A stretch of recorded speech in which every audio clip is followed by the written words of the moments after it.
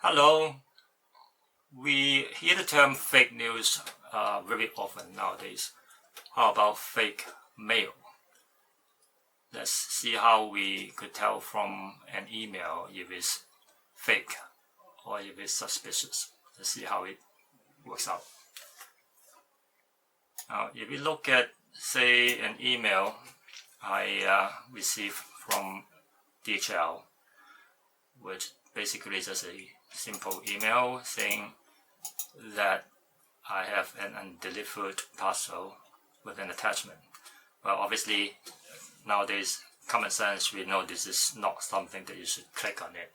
But just for the sake of illustration, how do we tell if this is legitimate?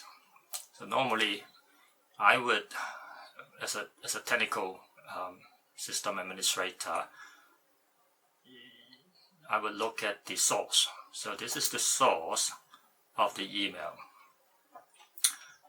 Let's walk through this a little. Now, if you look at the spam level, which there is a spam assassin checker standard thing, it's just not as high as like 5 or 6. So it seems to be proper, but further down, it's from DHL. So I will look at where the SMTP connection is from. So it said it's from this IP, and it said hello is when it connects SMTP, it would identify itself in the hello protocol that is from this domain. It might be that DHL used this company to host the email, which I don't know. So it said it received from this host and so on. So and further down, it also mentioned about the name webmail@onerepo.com. Now this sounds suspicious because there are more and more different identities in this source. So for the next step, I would like to know more about this domain. So what I would do is to do a whois evs2.com. Expand it a little. So there are a lot of information, even though there are a lot of lines, but it's not like it's registered at Enon, which is a domain registry. It has name server like that, and I just want to know the owner, but it mentioned about the update date, creation date, 2011. Many of the information are protected, so it's not very useful. I'm not sure if this is an outsourced hosting company for DHL. Of course, I could ask them, but this is for the sake of investigation. So this is suspicion number 1. The next trivial step I could do, I could look at their website, and which I did. It seems to have a blank web page. So start with something which I still don't know what the identity is from the look of it. It's okay. It might be that they are just name servers and just a dummy domain for name surveys. We don't know, but it's not very comfortable. So further down from that, I was looking at the IP address. So maybe I want to know where this IP is. So I do a IP address lookup for the geographical location, and the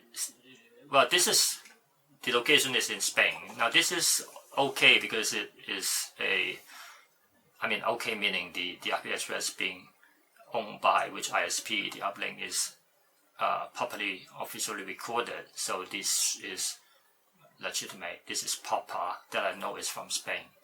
But as to whether or not it's being hijacked to send phishing email or Trojan email, that I don't know. And then go to this one. Right. So this one, what the direct way to know about this is just punch in. So I did, and when I look it up, it's just a web server default page, which again doesn't give much information, isn't it? So I was expecting like it would be a webmail logon, because I was thinking it could be that they use a webmail server to send this customer email out, or not. So this is not very obvious. Right, and further down it said user agent is Roundcube Webmail. Now, user agent meaning the email software that this email was sent from. It could be fake, but not at this level. So I'm getting more and more suspicion, because DHL is a corporate, it might not use Roundcube Webmail to send these things. It might be just a program generated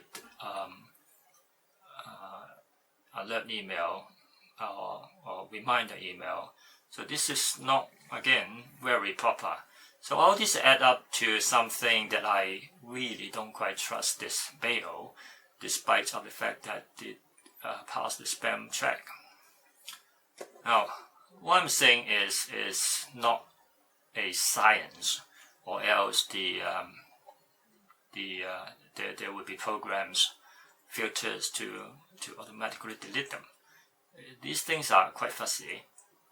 So an experienced system administrator would help users to track if these mails or some very suspicious email are legitimate, or if they are not. In any way, we are all trained not to click on any particular attached image unless you're really sure, but there are many times we don't know, and one out of that many that we just thought that this is from a friend or familiar source, then we just click on it, and we got virus or Trojan if we don't have good virus protect. So as to whether or not we have to look at the email source every time we read email, then obviously this is not possible. So what I could suggest is we got to have some insight, and when we look at the email inbox, there are things which sound suspicious, especially from banks, from government, from this and that. Some are really, the wordings and everything are really close to a proper source. But when you are really suspicious, take a look at the source, and that probably would help you to know if this is something you could trust. At the end of the day, if you are not sure, contact the sender of the email for verification through other means. Alright, thank you for listening, and you have a good day. Bye.